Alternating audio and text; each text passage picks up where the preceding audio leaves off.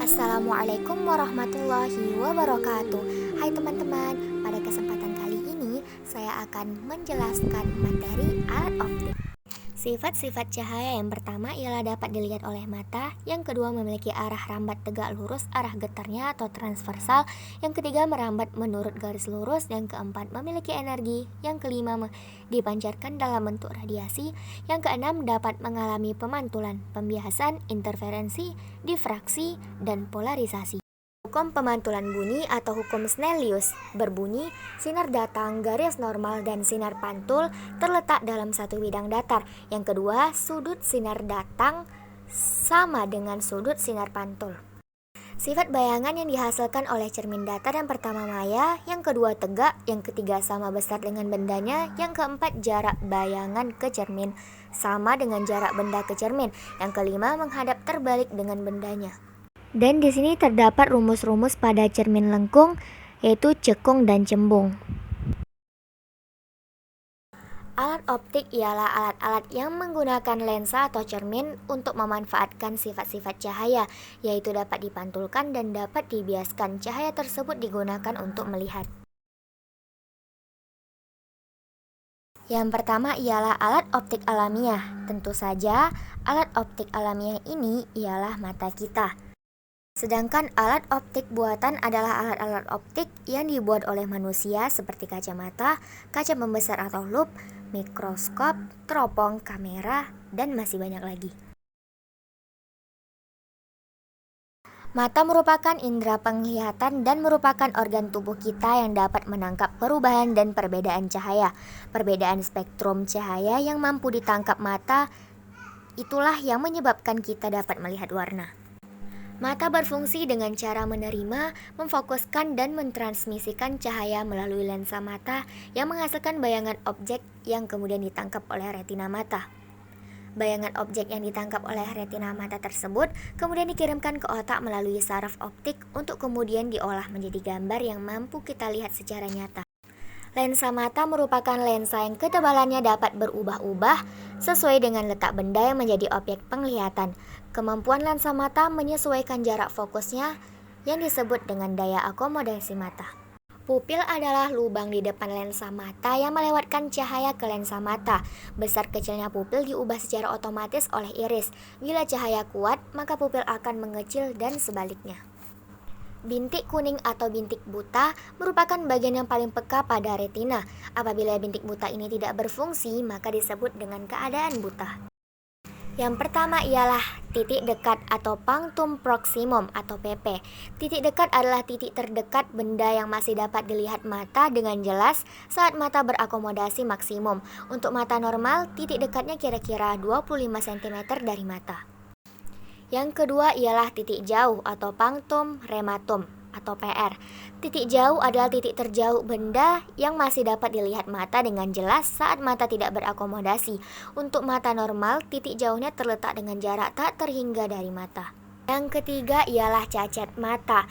Pembagian dari cacat mata yang pertama ini ialah rabun dekat atau hipermetropi. Hipermetropi memiliki titik dekat terbatas di depan mata sehingga benda yang dekat dari mata jauh di belakang retina.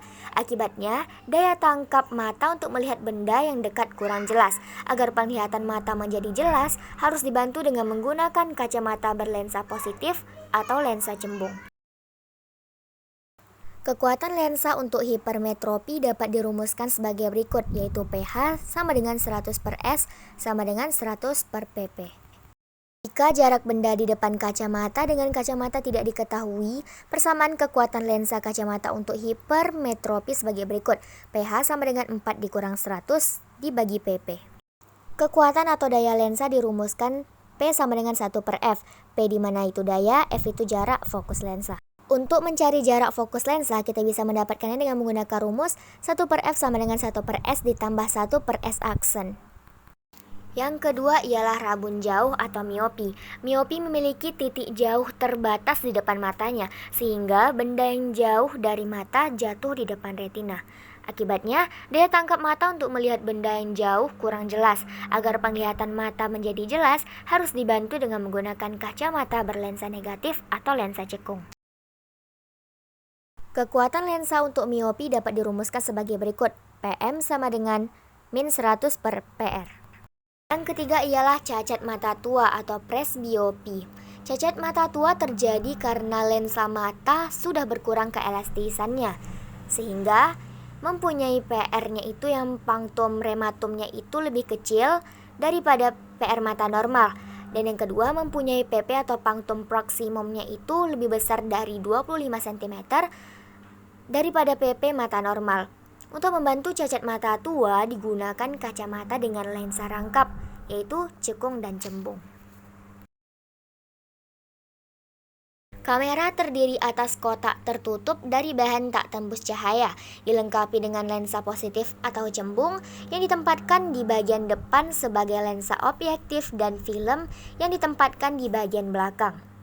Bagian-bagian terpenting kamera yaitu yang pertama pengatur jarak yang berfungsi untuk mengatur jarak lensa objektif dengan film agar bayangan yang terbentuk tepat pada film. Yang kedua, diafragma berfungsi untuk mengatur banyak sedikitnya cahaya yang masuk ke dalam kamera. Pembentukan bayangan pada kamera bersifat nyata, terbalik dan diperkecil.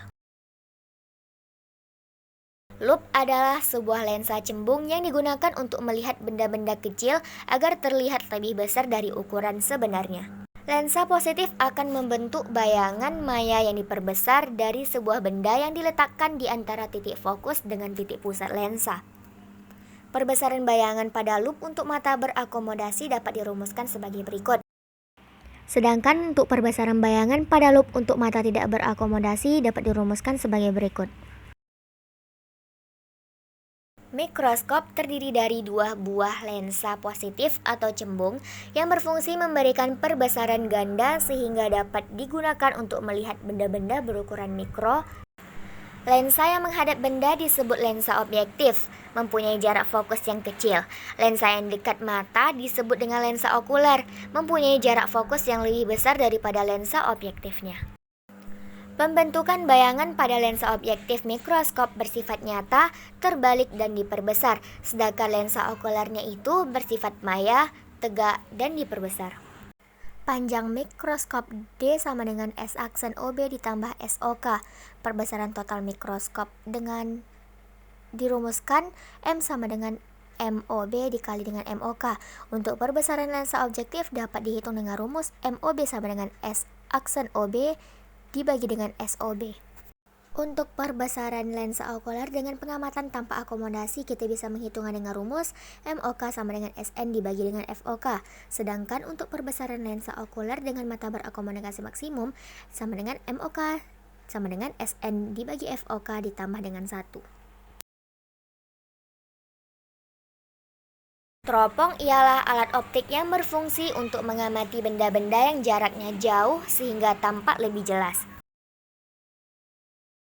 Yang pertama ialah teropong bintang. Teropong bintang ialah teropong yang digunakan untuk melihat benda-benda langit yang jaraknya sangat jauh. Teropong bintang menggunakan dua buah lensa positif atau cembung sebagai lensa objektif atau yang ditujukan ke benda langit dan okuler dekat dengan matanya. Panjang teropong bintang dapat dirumuskan sebagai berikut. D sama dengan FOB ditambah FOK.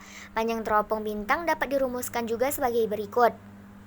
M sama dengan FOB dibagi dengan FOK, di mana D itu panjang teropong, FOB itu jarak fokus lensa objektifnya, FOK itu jarak fokus lensa okulernya, dan M besar itu adalah perbesaran bayangan. Bayangan yang dihasilkan teropong bintang ialah nyata, terbalik, dan diperkecil. Yang kedua adalah teropong bumi. Teropong bumi ialah teropong yang digunakan untuk melihat benda-benda di permukaan bumi. Teropong ini menggunakan dua buah lensa positif atau cembung sebagai lensa objektif dan okuler yang dilengkapi dengan lensa pembalik sehingga bayangan yang dihasilkan tidak terbalik. Panjang teropong bumi dapat dirumuskan sebagai berikut. D sama dengan FOB ditambah 4FP ditambah FOK. D itu panjang teropong, FOB itu jarak fokus lensa objektif, FOK itu jarak fokus lensa okulernya, dan FP itu jarak fokus lensa pembalik. Yang ketiga ialah teropong panggung. Teropong panggung ialah teropong yang digunakan untuk melihat pertunjukan di panggung. Teropong ini terdiri atas lensa cembung sebagai lensa objektif dan lensa cekung sebagai lensa okulernya, sehingga tidak memerlukan lensa pembalik seperti pada teropong bumi. Panjang teropong panggung dapat dirumuskan sebagai berikut. D sama dengan FOB dikurang dengan nilai mutlak dari FOK. Dan perbesaran teropong panggung dapat dirumuskan sebagai berikut. M sama dengan nilai mutlak dari FOB dibagi dengan FOK. Dan di sini terdapat contoh soal dari materi alat optik yang bisa kita lihat dan kita pahami.